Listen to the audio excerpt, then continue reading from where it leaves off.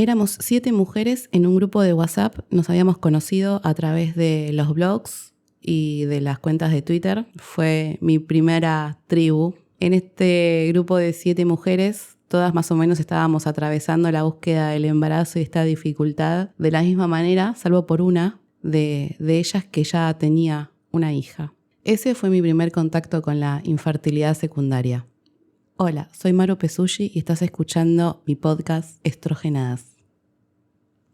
Este grupo que habíamos armado, en donde éramos 7 mujeres, si mal no recuerdo, te estoy hablando de hace 10 años atrás, había algo que sucedía en este grupo que era una catarsis, imagínate, constante, continua, mensajes a cualquier hora. Estábamos todas más o menos en la misma etapa de aprendizaje, de amigarnos con los diagnósticos, de empezar a entender de qué iba todo esto de los tratamientos de reproducción asistida. Y había algo que me pasaba con esta compañera que ya era madre, y era que yo no podía entender, no podía dimensionar, no podía empatizar con su dolor y con su frustración al no lograr el embarazo espontáneo, y tampoco pude empatizar con el dolor y la frustración tan grande que le dio su primer negativo de baja complejidad. Yo no podía entender cómo una persona que ya era madre podía sentir tanto dolor de una manera tan pasional cuando ya tenía una hija. Y esta incapacidad de empatizar con su situación, y me gusta hacer autocrítica, y también soy obviamente piadosa porque en su momento estaba atravesando la tormenta, tal vez la tormenta más feroz de mi vida con respecto a la fertilidad, era porque mi peor pesadilla, la pesadilla que yo tenía en mi vida, mi peor temor, mi miedo más grande, era el de morirme sin saber si algún día podía ser mamá. Esto también lo conté en el libro. Ese era mi temor. Y no podía entender cómo una persona que ya era madre, ya había vivido el embarazo, el parto, la crianza, y que tenía una hija sana, hermosa, podía estar tan ensimismada en su dolor y en su búsqueda y en su deseo. Y tal vez digas, qué horrible esto que contás sobre vos, pero como te decía, me gusta hacer autocrítica porque siempre digo que tal vez aprender de las experiencias ajenas o es más fácil aprender de las experiencias ajenas, y es como una enseñanza que a mí, por lo general, me suele quedar grabada más a fuego. Y aprender de uno mismo, de las emociones y de los pensamientos que van surgiendo en diferentes etapas de tu vida, te dejan una enseñanza enorme si le das también lugar a esta autocrítica, ¿no? Tal vez incluso me siento con vergüenza porque no recuerdo si sucedió, pero seguramente he hecho algún tipo de comentario irónico en ese chat porque realmente no podía entender cómo le dolía tanto a esta persona que ya era mamá. Y ese fue mi primer contacto con la infertilidad secundaria, y por supuesto que yo no sabía lo que era la infertilidad secundaria. En ese momento, con suerte, recién estaba aprendiendo a cómo inyectarme sin hacer mi cocina un campamento de guerra. Pero bueno, si tengo que hacer una definición teórica de lo que es la infertilidad secundaria, podríamos decir sencillamente que es la dificultad de conseguir otro embarazo después de ya haber tenido un hijo nacido. Y esto puede venir después del primer hijo, del segundo hijo, del tercer hijo, del cuarto hijo. Es indistinto. Cuando ya tenés un hijo y buscas otro y no llega por la vía convencional y espontánea, ya podemos estar hablando de infertilidad secundaria. Y nos quedamos ahí con la definición porque mucho más para hablar entre nosotras no hay desde el punto de vista teórico.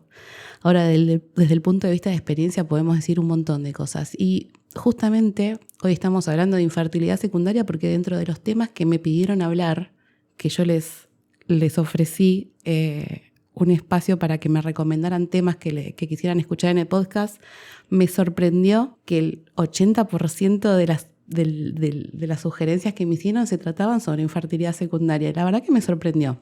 Y te quiero contar que en mi canal de YouTube está colgado un vivo que hice hace un tiempo atrás contando mi experiencia en primera persona sobre infertilidad secundaria, en donde cuento todos los tratamientos, todas las cosas nuevas que viví, muy, muy pormenorizado. En este programa no voy a ser tan extensa, pero seguramente si querés complementar un poco este programa, ese video está súper sugerido. Pero bueno, vayamos un poco al tema de cómo se vive la infertilidad secundaria, que yo finalmente la terminé de entender cuando lo tuve que vivir en carne propia. Y esta infertilidad secundaria es probable que llegue un poco más tarde de lo que suele llegar la infertilidad per se, esta dificultad reproductiva. Usemos el nombre que tengamos que usar en este momento. Pensemos que tal vez son personas que ya tuvieron embarazos, tuvieron hijos o tuvieron un único hijo y que están buscando un segundo, un tercero, un cuarto. Entonces puede ser que se presente esta imposibilidad de concebir de nuevo y esta imposibilidad también o esta dificultad puede darse por múltiples causas. Puede ser que la misma pareja que en su momento, la pareja heterosexual que en su momento pudo tener un hijo ahora no pueda o se le dificulte. Puede ser que la pareja se haya separado y que con una nueva pareja ahora no se pueda. Eso lo veo muchísimo, porque muchas me escriben contándome esta situación de querer tener un hijo con alguien que por ahí ya tiene hijos o que antes pudo tener un hijo pero ahora no puede. Puede suceder, pienso, en alguna madre soltera por elección que ahora estando en pareja quiera tener otro hijo y no pueda. Bueno, la verdad que hay muchas formas de comenzar la historia en una infertilidad secundaria. Y yo estoy hablando de infertilidad secundaria independientemente de si por ejemplo, el caso de la mujer que está en pareja con un hombre que ya tiene hijos, esta mujer nunca quedó embarazada y va a ser su primer, embarazo. Lo estoy enfocando en una cuestión más general, ¿no? Cuando ya hay un hijo. Porque quiero hablar sobre cómo se vive también esto, ¿no? Cómo se vive la experiencia, por más que sea totalmente singular y particular de cada persona. Pero bueno, te voy a contar un poco de lo que es mi experiencia y de lo que yo también pude conocer de un montón de historias que me contaron. Y en primer lugar, nos enfrentamos al mandato siempre presente de si antes era ¿para cuándo los hijos? Después está la pregunta de ¿para cuándo el segundo? O el tercero o el cuarto. O si tenés 3, ¿para qué vas a querer un cuarto? Porque la opinión siempre está presente. Y hablemos también un poco de ese deseo tan maravilloso de volver a gestar. Lo digo con una sonrisa en la cara porque independientemente de los miedos que yo atravesé en mi primer embarazo, independientemente de eso, fue tan maravilloso todo. Y pienso en cómo viví ese embarazo con tanto miedo y quiero una revancha, ¿no? Quiero un segundo embarazo en donde lo pueda vivir con más plenitud, sin tantos miedos. Pienso en un parto que me gustaría que fuera vaginal, no cesárea como mi primero. Pienso en la eventualidad, ¿no? Porque bueno, en mi caso fue cesárea porque hubo una restricción de crecimiento uterino y hubo empezar a sufrir ahí. Entonces hubo que sacarla de la panza para que las dos pudiéramos estar bien. Pero bueno, pienso en una revancha de un parto vaginal, de que me lo bancaría y de que lo podría hacer y que no tendría miedo a nada. Pienso en una lactancia que en mi caso duró un poco más de 3 meses y fue muy buscada, fue muy defendida y aún así, lamentablemente, no hubo más nada que hacer después de ese tiempo. Esos 3 primeros meses. Pienso en las cosas que hice, en los cambios que hubiese hecho y pienso en esa revancha, ¿no?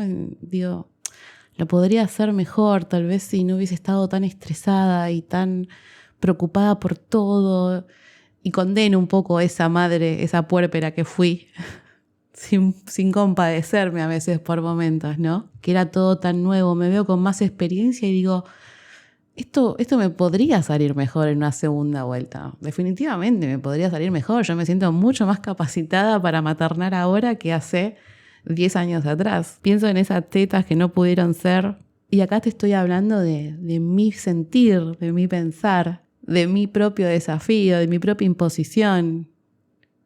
Pienso en el deseo, en ese hijo tan deseado que uno busca que llegue, que uno se esfuerza también porque llegue. Y pienso que en nuestro caso en particular, nosotros ya teníamos la experiencia de los tratamientos de reproducción, de años de tratamientos, de conocernos todas las técnicas habidas y por haber, de conocer las clínicas, de conocer absolutamente toda la dinámica que ocurre en los tratamientos de reproducción. Entonces, cuando nosotros empezamos a buscar un segundo embarazo y llegamos a la clínica, yo ya sabía absolutamente todo. Hubo como un atajo impresionante con respecto a ese tema, porque no hubo mucho más que explicar. Incluso yo ya había publicado el libro, o sea que ya la tenía muy clara con respecto a lo que es la infertilidad y cómo lo viví en todos esos años. Pero bueno, también la infertilidad secundaria puede llegar habiendo tenido un embarazo espontáneo y de repente darte con este mundo nuevo de que es la reproducción asistida, y estás con tu hijo o tu hija y de repente tenés que empezar a ver a qué clínica vas, a qué médico o médica vas a conocer, cómo es el tema de los tratamientos, si tenés que tomar pastillas, si tenés que inyectarte, si tenés que hacer una punción de ovocitos y la anestesia, la sedación y son un montón de cosas que de repente caen de golpe ya cursando una maternidad que de por sí es otro gran continuo desafío y uno de los trabajos tal vez más lindos de la vida. Me compadezco por aquellas personas que están buscando su segundo, tercero o cuarto hijo en esta situación, pero sé que tienen el camino muy allanado porque hoy en día hay tantos recursos, muchos más de los que habían hace 10 años atrás, así que acá estamos para acompañar esos deseos también. Pero bueno, en nuestro caso particular ya sabíamos todo y yo ya no necesitaba que el marido me acompañe a las consultas médicas porque los dos la teníamos súper clara y todo fue distinto.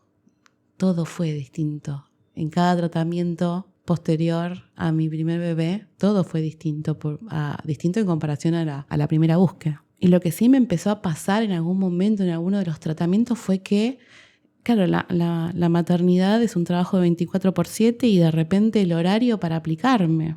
Yo estaba esperando que mi hija no me viera que me estuviera aplicando las hormonas, porque bueno, me parecía que era algo difícil de explicar y que entendiera. Entonces lo que antes era por ahí un ritual donde el marido me inyectaba a mí las hormonas y era todo así medio poético también porque significaba el trabajo de los dos en donde yo ponía el cuerpo. Acá, en la infertilidad secundaria, medio como que fue a las apuradas y a escondidas, ¿no? Y debo confesar que más de una vez le he errado los horarios.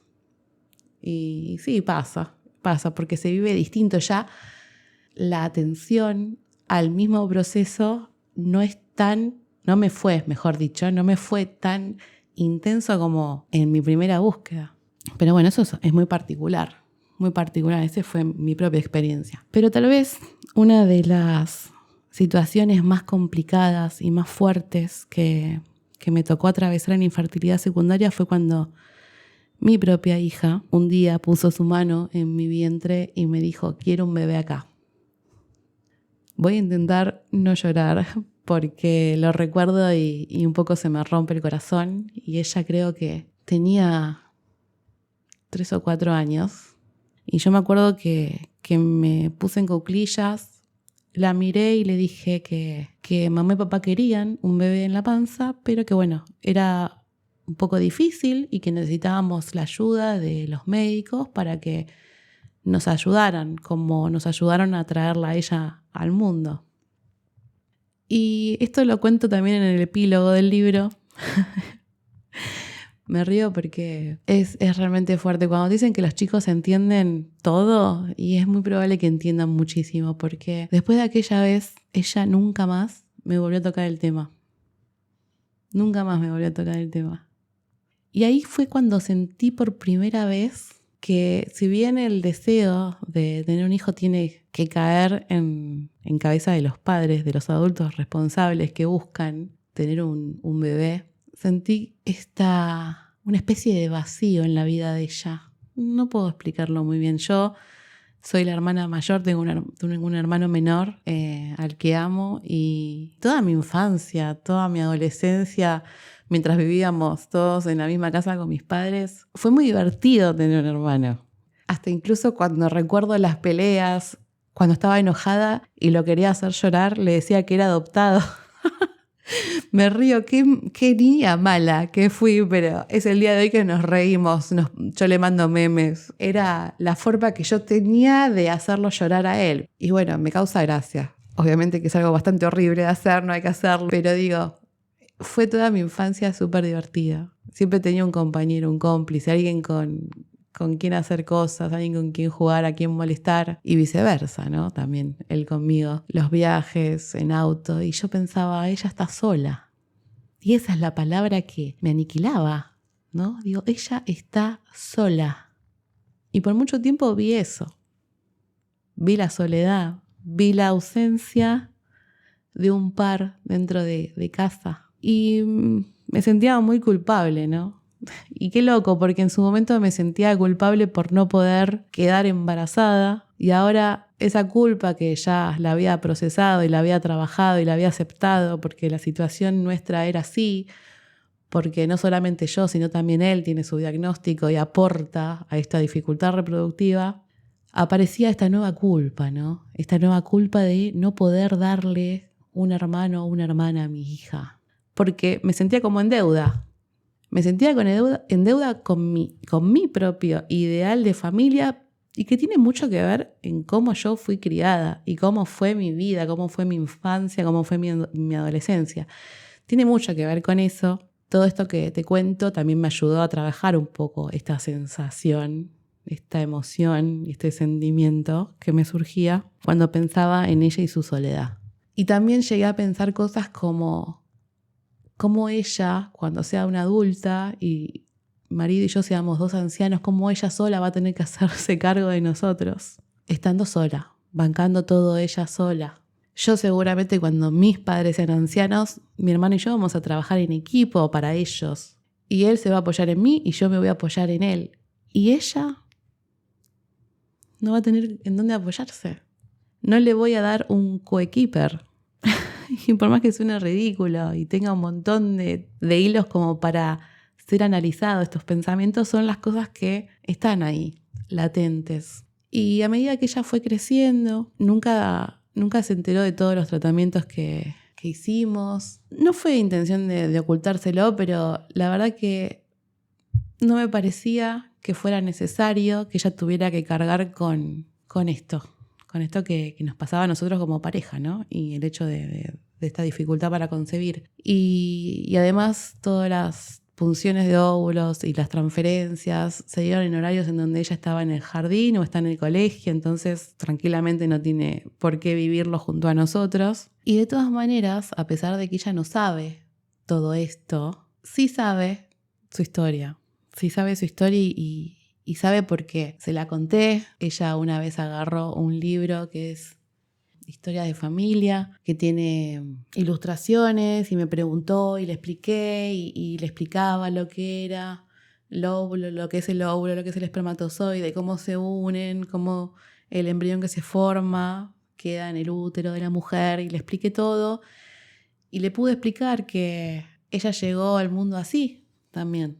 Y fue fantástico, porque ella lo sabe y obviamente porque me ve haciendo vivos, me ve con mis redes sociales, me ve con las presentaciones del libro, me ve con las cajas de libros de un lado para el otro, me ve llevando al correo los libros para despachar. Sabe toda la dinámica, sabe que ese libro se trata de nuestro viaje hacia ella. Sabe perfectamente, y también sabe lo difícil que es para nosotros quedar embarazados. Y yo creo que esa sabiduría que tuvo de tan chiquita, cuando nunca más me hizo este comentario de que quería un bebé en la panza, creo que lo trajo hasta el presente. Y de alguna forma, si bien nunca lo hablamos, otra etapa difícil fue cuando empezaron a llegar los hermanitos de sus compañeros de jardín y de colegio. Y cada mamá que se volvía a embarazar y era toda una celebración porque la niña o el niño anunciaba que iba a tener un hermanito o una hermanita y ella venía y me contaba, fulano va a tener un hermano, fulana va a tener una hermana. Y yo estaba esperando el momento en el que ella me hiciera algún otro comentario con respecto a nosotros. ¿Y pueden creer que nunca hizo ningún comentario? Es más, hoy en día está feliz de ser hija única. Me río porque cuando en broma, o por ahí estamos viendo un reel y aparece un bebé y yo digo, ay, qué tierno. Ella dice, bueno, pero vos no vas a tener más hijos, solamente yo. Y yo me río, pero en el fondo digo, sí, es que es muy probable que seas vos sola. Está muy feliz ella con su vida. Y me costó mucho trabajo también empezar a entender que la realidad es que no está sola, no va a estar nunca sola. La verdad que en mi caso en particular y el de mis amigas y el de todas las personas cercanas que conozco, los hermanos están muy presentes en la infancia, en la adolescencia, pero ya cuando se arman vidas por separado de la familia de origen, digamos, ya tu vínculo con tus hermanos es otro. No estás en la diaria, sabes que estás obviamente, pero en la cotidianidad ya no hay una presencia tan intensa, ¿no? Como en la infancia o en la adolescencia, cuando viven todos juntos. Y pienso que no está sola, tiene primos, tiene un montón de tíos y tías, tiene todos sus abuelos, gracias al cielo, tiene un montón de amigos, es súper sociable, cuando habla de sus amigos, habla de todos sus amigos y es una niña que es capaz de relacionarse con otros con una soltura y una forma espectacular. Y digo, tiene 8 años y estuve tan sesgada porque yo decía, si no tiene un hermano o una hermana no va a saber compartir. Mirá lo que pensé, no va a saber compartir. ¿Qué niño nace sabiendo compartir? Ninguno. Todos tienen que aprender a compartir y eso te lo da también la socialización en las instituciones educativas. Y ahí aprendes a compartir y ahí aprendes a sociabilizar y a relacionarte con otros y a relacionarte con pares. Pero yo en su momento decía, no, va a tener muchos problemas porque no va a aprender a compartir y a jugar y a hacer equipo y no, las cosas, las habilidades se van adquiriendo si uno también propicia eso. Mi hija empezó el jardín a los 2 años. Y otra de las cosas que yo pensaba era eso, que si no tenía un hermano o una hermana es como que le iba a costar la separación con sus padres, ¿no? Y me acuerdo que el primer día de jardín ella entró y yo desesperada nos habían dicho no, que las madres y los padres si se pueden que se queden por favor porque el periodo de adaptación y nos teníamos que quedar porque al principio que se quedaba 1 hora y media o una cosa así y ella entraba y no miraba para atrás en ningún momento, se ponía a llorar. Las madres y los padres de los compañeros de mi hija me preguntaban si había ido a un jardín maternal, porque era la única de todo el grupo de niños que no tenía ningún inconveniente de no ver ni a su mamá ni a su papá atrás de la puerta, y no lloraban y jugaban, y era todo explorar. En mi propia maternidad esos miedos de última los fui trabajando, les fui dando forma, y hoy te puedo decir que después de tantos años también y después de tantos tratamientos y después de tantos negativos, porque también surgieron cosas nuevas en esta segunda ronda de búsqueda, fueron tratamientos en los que logré hacer más óvulos, y logré criopreservar embriones que nunca me había sucedido, pero también viví muchos abortos. Y un poco me fui amigando con la idea de la hija única.